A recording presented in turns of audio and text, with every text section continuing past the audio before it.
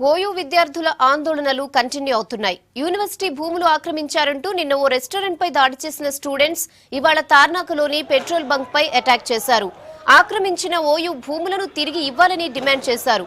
Petrol bunk పై దాడి చేసిన ABVP విద్యార్థులను పోలీసులు అరెస్ట్ చేశారు. మరోవైపు ఆక్రమణకు గురైన భూముల్ని వర్సిటీకి అప్పగించాలని డిమాండ్ చేస్తూ తెలంగాణ విద్యార్థి నిరుద్యోగ జేఏసీ ఆందోళనలకు సిద్ధమవుతోంది. జూన్ 1న నిరుద్యోగ సింహగర్జన బహిరంగ సభతో పాటు జూన్ 2న రాష్ట్ర అవతరణ ఉత్సవాలను బహిష్కరించి నల్ల జెండాలతో నిరసన తెలపాలని నిర్ణయించింది.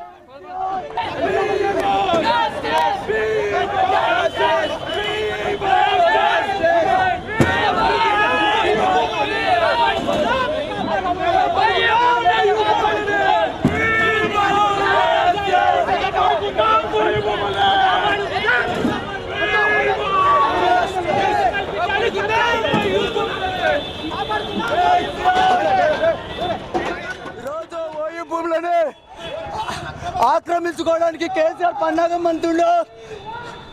సో కాబట్టి ఈ తార్నాకకు సంబంధించినటువంటి భూములు మావే, మా భూములు మాకు ఇవ్వాలి, లేదంటే ఖబర్దార్ కేసీఆర్ ఓయూ జోలికి వస్తే నిమ్మరవుతామం చేస్తాం.